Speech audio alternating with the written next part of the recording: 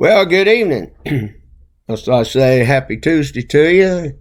It's good that we can be together again and talk about nothing but what the Lord can do for us. And that's the best thing to talk about. All this other garbage is going on in the world today that people talk about. Could fill up about 55,000 55-gallon drums. And well, needless to say that when you talk about the Lord, that's the best thing to talk about. I served with a pastor one time that he one Sunday morning when I got to the church, he had a 55-gallon drum sitting outside the church and had a sign on that, put all your trash in here before you come in. Don't bring it in the church with you. And it was a good indication that, when you come to worship the Lord, you don't bring your trash with you. You come and you worship Him. We're on a good subject tonight. We talked a little bit about it in Bible study, and Brother Randall preached on it a little bit Sunday.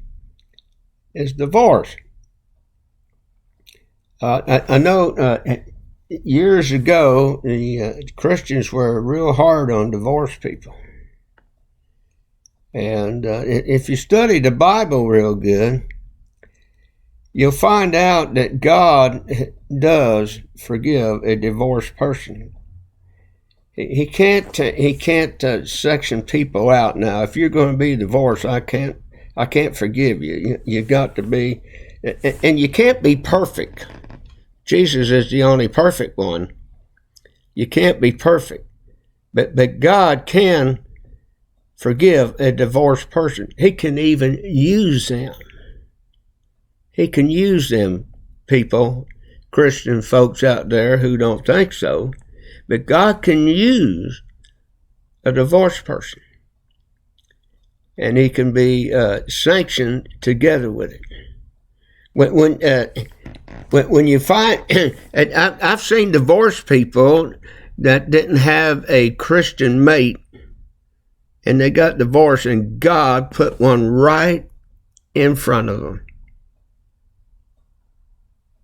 And they got married, and they served the Lord together. Woo, come on. How can you not accept that? Whatever God can do to pull people back together. See, some divorces, you got to have peace and peace of mind. Men, let me tell you something. When you marry a woman, she's not your punching bag. You don't punch her out every time you think you have to. She's not a punching bag. She's your mate. And we'll get right into it. I'm going to go back to Mark here, what we was talking about in Bible study Sunday morning. We see here that Jesus is talking about divorce here. The Pharisees asked him. They tried to pinpoint him to see what he said about it. And he says, "What did Moses tell you to do?" Moses put in writing a bill of divorcement because of the hardness of the people's heart. And so he done that. That wasn't a license to divorce. It was just something in writing. It was a command in writing that Moses put out because of how the people were acting and the hardnesses of their heart. Jesus says, it's not good to divorce unless of fornication. You look at our government, our officials in government, there's so much trading wives around in that department that has gone crazy. And you see all that. How many of them are Christians? Think about that. How many of them are Christians? But Jesus says, unless. Now, you can divorce if you have fornication. Paul says this. Let me find it for you in 1 Corinthians, the first chapter. 1 Corinthians, the 7th chapter, I'm sorry. 7th chapter. We'll get to it here in a moment. And Paul says this to us. He talks about the husband and the wife, and he it stays right with what Jesus says, unless there's a sexual morality going on. But he talks about this in verse 15. He says, but. That's a big word. When you see but in the Bible, that's a big word. He says, but if the unbelieving depart, let him depart. A brother or a sister is not under bondage. Not under bondage. Let me finish that out here a minute. In such cases, but God hath called us to peace. Friends, let me tell you something. In some divorces, you got to have peace. You just can't live day by day by day in the things that go on in that marriage. You just can't do it. And I, not the Lord, I say this, there's a lot of marriages is not under the eyes of God. Oh, they go and they get a big church wedding. They get a pastor to perform it. And they think it's under the eyes of God, but it's not. And I think if you want a nice church wedding, and the pastor and everybody to do it there, both of them people need to be Christians brought together by the Lord. Brought together by the Lord. And my friends, I want to tell you something. God can do that. God's a forgiving God. Well, hey, look what Jesus done in his forgiving of the woman at the well. How many husbands does she have? God help us. She sounded like one of Solomon's wives. Oh, my. But yet he forgave her. He told her, go and sin no more. How about the woman that was caught in adultery? Huh? And they wanted to stone her. Jesus wrote a little something in the sand, and then he looked up at these people, at these men that caught her in adultery and said, if you live above sin, you cast the first stone.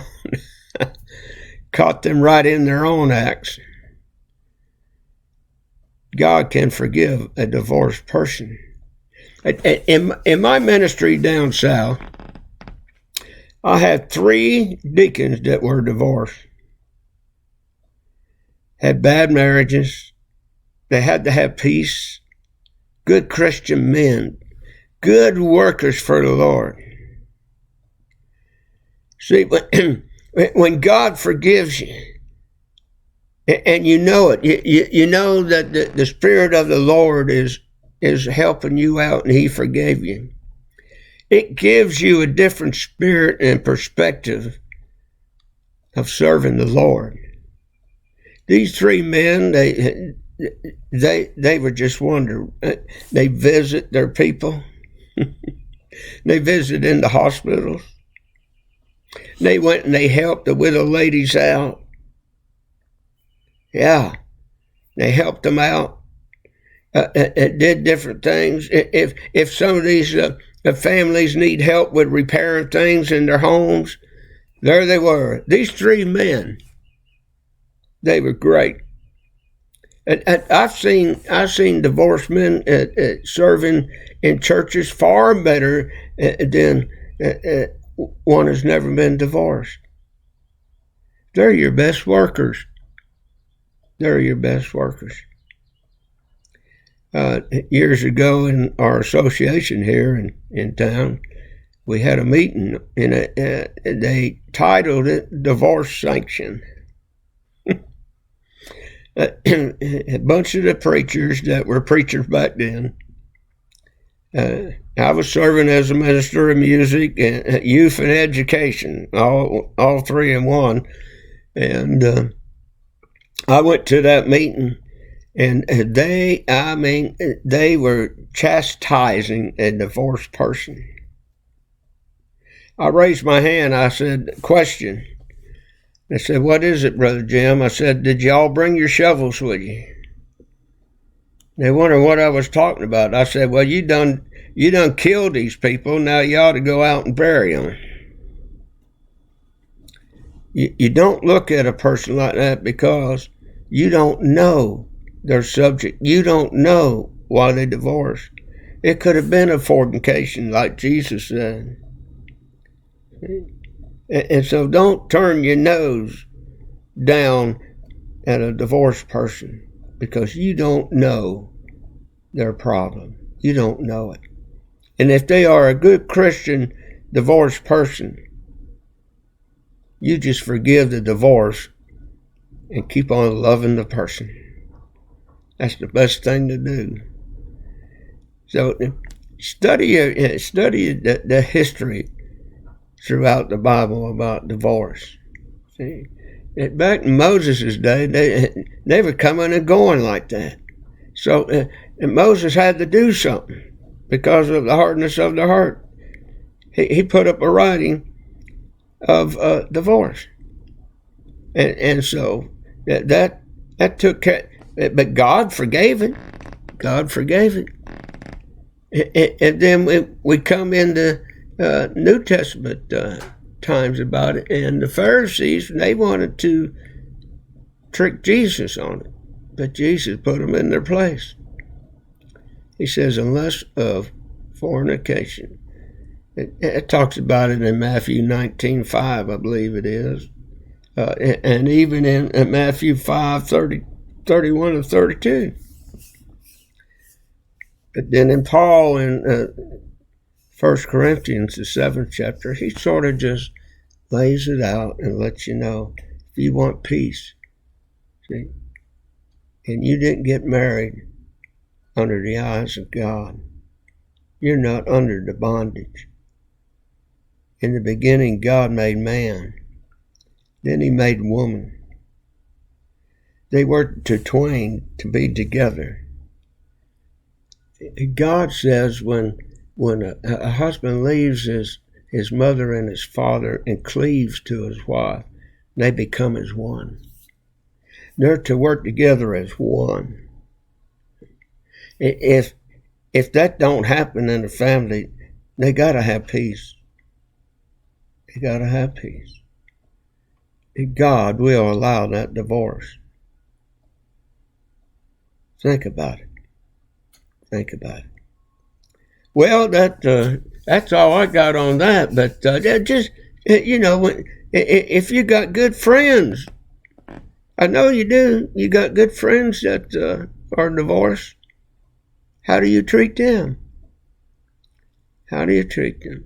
It's a sad thing that happens. But if they're Christians, they're your brothers and sisters. Love them. Talk with them. Fellowship with them. They need that fellowship. God will bless you. He will bless you. And he is just so good. And just brings you together.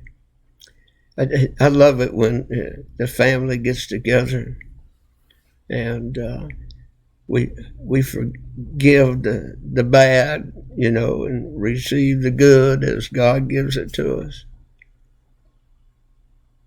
He loves you, people. I know he loves me. I don't see how he does, but he does. So think about it. Pray for your fellow mate. Pray for your friends. Pray for your family that have such things as divorce that happens, and comfort them. Forgive the divorce and love the person. I hope you got something out of that. And I know I did. I get into this stuff here, and I find something new every day. God's word is new to you every day. Every day He's got something different for you. And just keep reading, and you'll find something. Study on that, many different things. You know, this discipleship that we're going through, all these subjects that we come up with, it is for discipleship. How do we handle these things? What are we supposed to do when it happens? That's all discipleship and helping one another. Take care of that. Take care of yourself. When you point the finger at somebody, you got 4 more pointing back at you. Don't point your finger at somebody. Just reach your arms out to them and love them. God bless you. Hey, have a good night tonight. May God bless you. May He keep you all through the evening. Wake you up in the morning. Give you a fresh day. And just enjoy it. Day by day. I love the old song, one day at a time, sweet Jesus. And that's just the way He gives it to us. Have a great night. Love you. Bye.